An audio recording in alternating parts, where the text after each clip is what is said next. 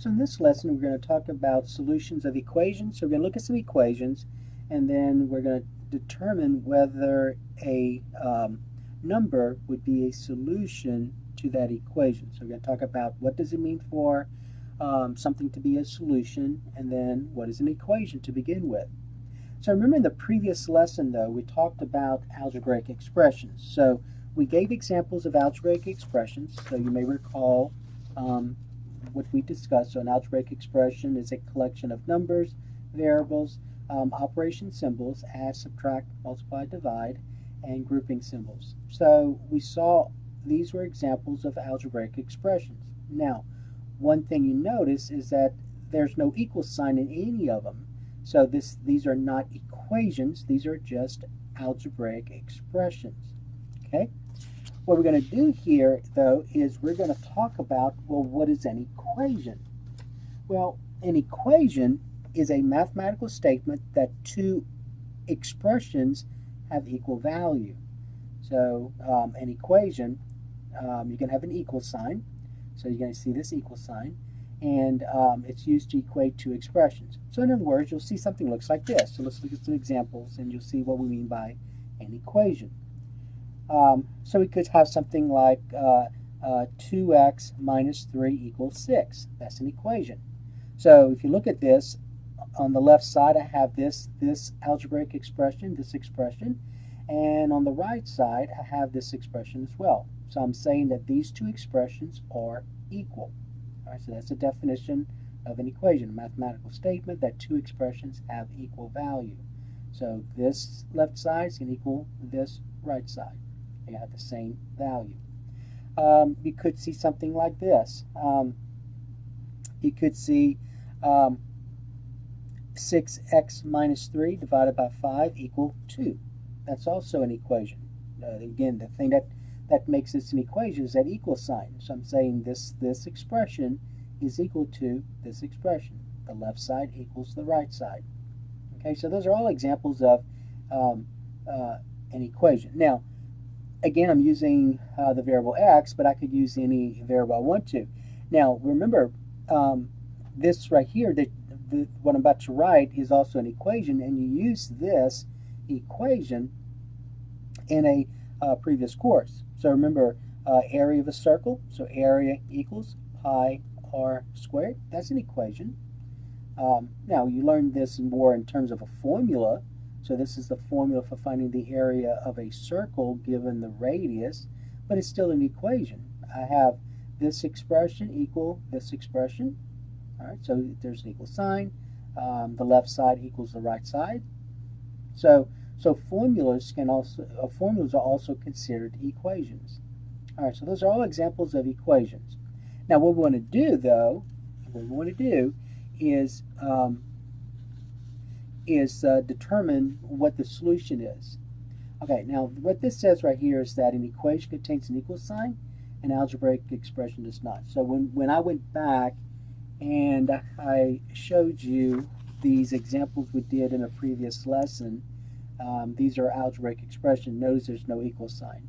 So an algebraic expression does not have an equal sign. An equation has an equal sign. Right, so these are all equations. It's made up of this algebraic expression, well, these two algebraic expressions. So this expression equals this expression equals this expression. Okay? All right, now, when an equation contains a variable, deciding which values of the variable makes the equation a true statement is called solving. It's called solving the equation for the variable. All right, so basically what that means is that let's look at this example here. So I want to find the value of x that's going to make the left side equal to the right side, which is 6. And so basically I'm going to be solving this equation. So the process of determining what the value of x needs to be, so that way when I multiply by 2 and then subtract 3, I'm going to end up with 6. That process is called solving. So when an equation contains a variable, deciding which values of the variable makes the equation true is called solving the equation for the variable. And so you're going to see how we're going to do this. in a little while.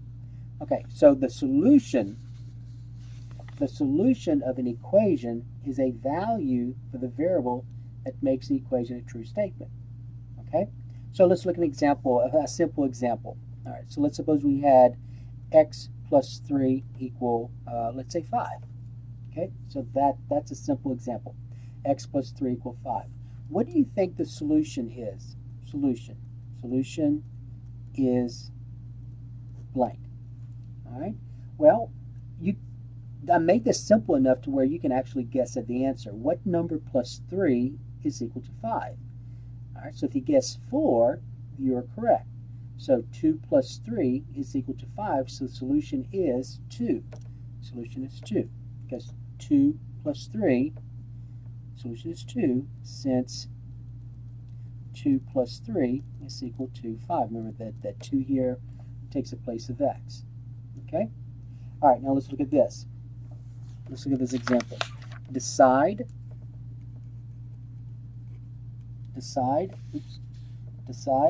whether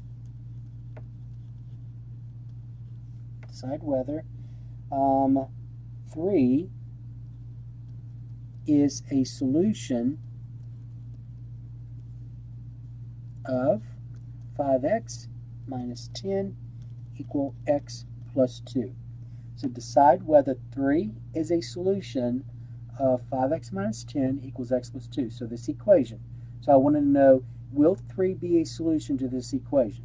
All right, so remember, in this example we did here, the solution is 2, because when I substituted in place of x, when I substituted 2, I got 2 plus 3 equal 5, and that's what the right side equals. So these two sides are equal to each other. 2 plus 3, it does equal 5. All right, so remember what we did. We in place of x, I substituted 2.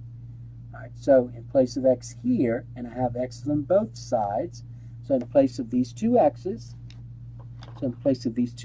here, this x and this x, I'm going to substitute the number 3. All right, so here we go. So 5 times x is 3, minus 10, and again I want to see if that's going to equal, again x is 3, so I want to see if that's going to equal 3 plus 2. Alright, so let's do with the left side. We've got to use the order of operations. So remember the order of operations from the previous lesson. The order of operations. So I do grouping symbols first, then I do the exponents, then I do multiplication and division from left to right, then I do addition and subtraction in order from left to right. Okay? Alright, so on the left side, I have a multiplication and subtraction. So I got to do multiplication first. So 5 times 3 is 15, and then 15 minus 10, so that's going to give me 5. Over here, I only have one operation, so I just go ahead and do it, and then 3 plus 2 is 5, and they are equal.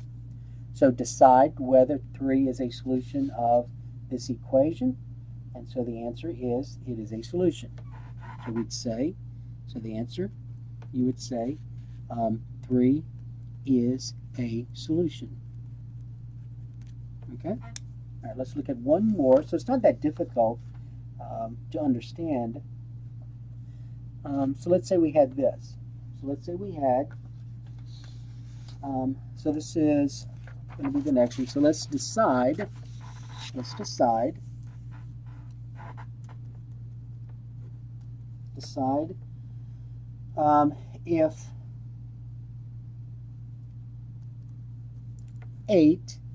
if 8 is a solution,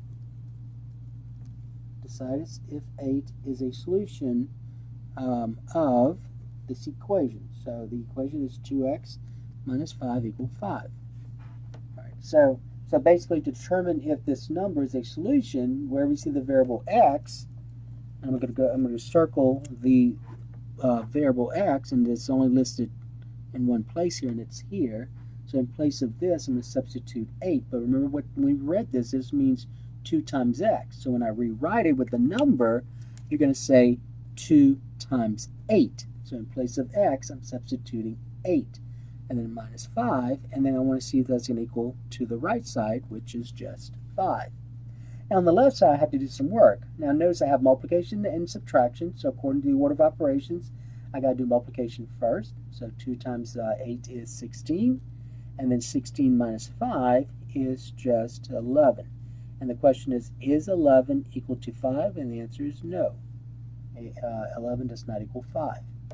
So we're going to say 8 is not a solution. So that's how you would write this. So 8 is not a solution.